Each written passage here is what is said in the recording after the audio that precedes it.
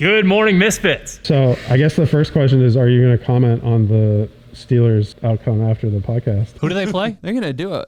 Washington. Yeah, tough matchup. No, I'm not. I sent a message to Justin Reidelbach, the only football team fan that I know. So we'll leave it at that. So we have 100 assault bike calories for time, but you have to rest at some point of your choosing for 3.5 minutes.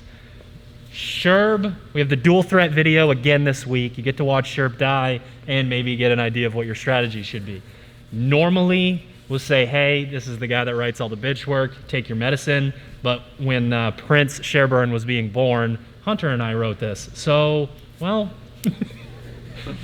sorry. So this is actually, all jokes aside, an interesting way to get people to sprint, to learn something more about themselves, for us to get, a bit more data on the assault bike, on the 100 calories for time thing. In theory, I would say the more sprinty you are, the more you bite off the first time, the more aerobically conditioned you are, the less you bite off the first time. Where exactly that goes, I'm not going to pretend to know. I would say most people should land, I'd say 60 would be the least and like 80 would be the most, somewhere in that range. But you're probably looking at somewhere in between those two things. Sherb has known for 3 days that he had to do this, and I don't think he's slept since, and he's been dying to talk about it, but I told him to save it for the camera. So what you got? I was actually thinking about this last night. Like Drew said, I did sleep a little bit, not a lot.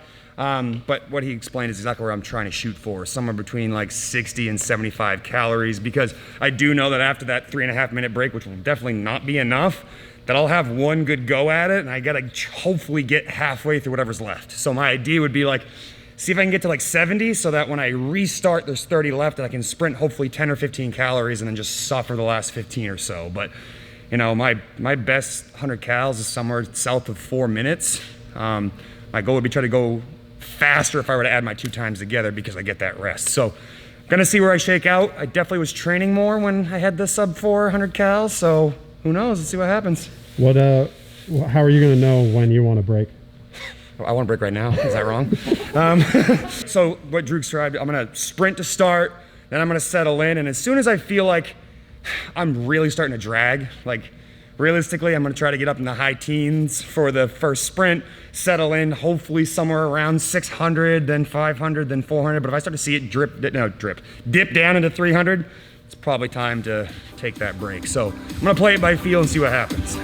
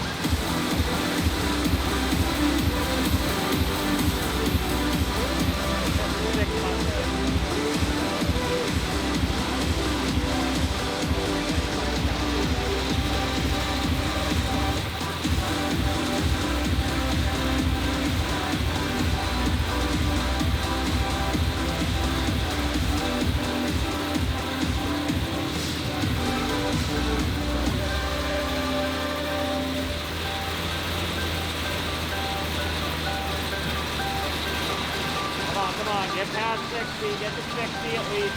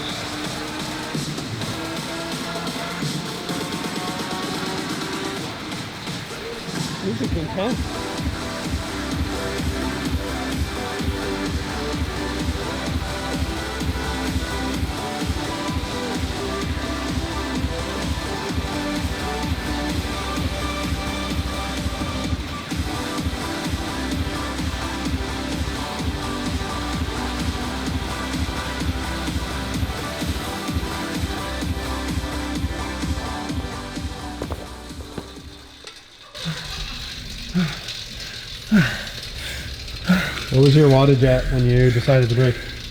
Low threes, like 330. Oh, fuck.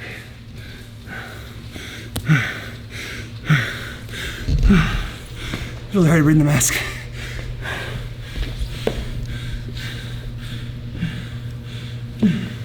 He has 32.9 calories left.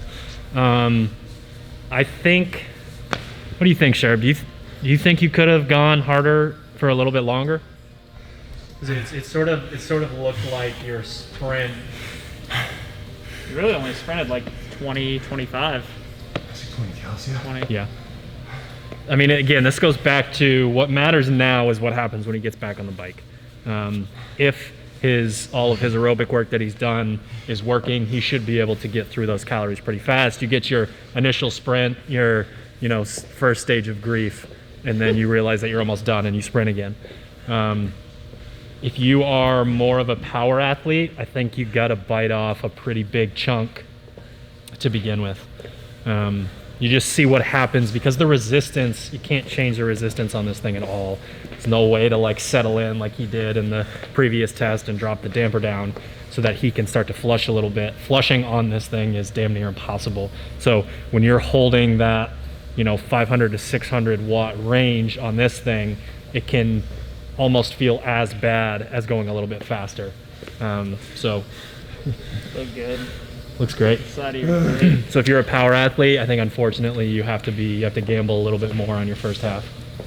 Because going slow the whole time is not going to do you any good. Hunter, did you see any trends in his wattage output? I'm actually wondering no, not really. I think would you get it up to like 17, 16, 17? High 16s. High 16s, and then I was a little bit surprised just knowing that when he did Assault Bike Survivor, he was at, I think, like 50 cals in the first minute or so, or pretty close, and we were a little bit lower on this, and that could definitely be, maybe it's the bike. Not gonna say all these bikes are calibrated or feel the same. I think everybody can probably attest to like feeling better on one machine versus another, but I was a little bit surprised that I would have expected him to sprint a little bit longer.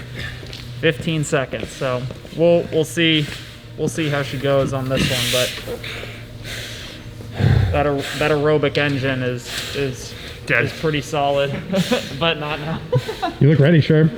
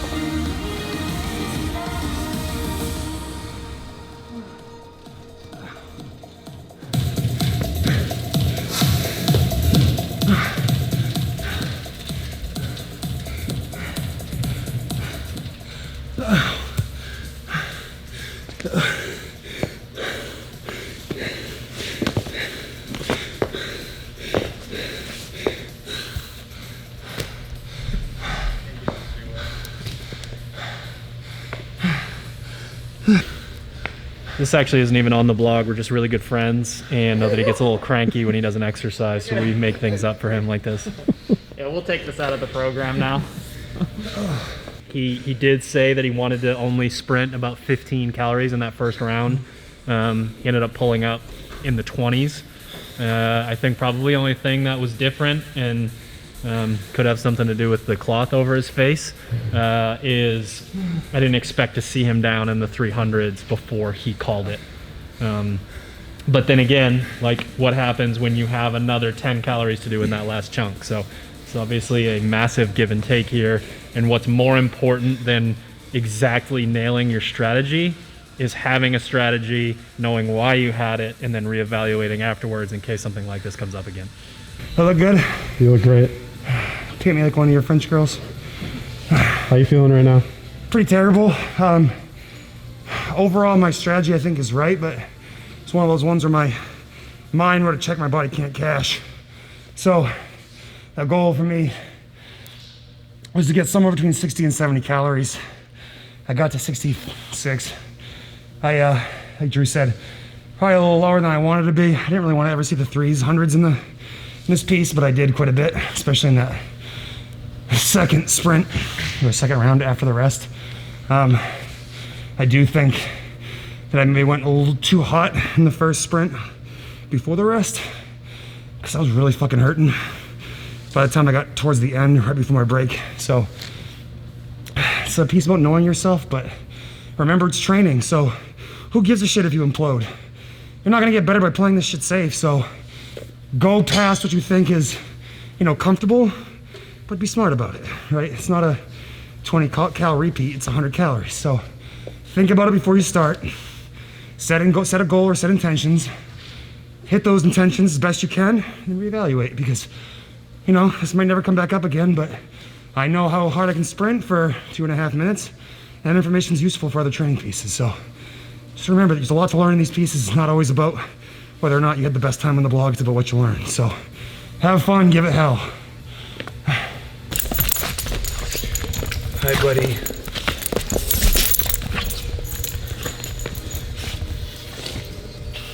Oh, nice sweat. How's he taste? Unfit.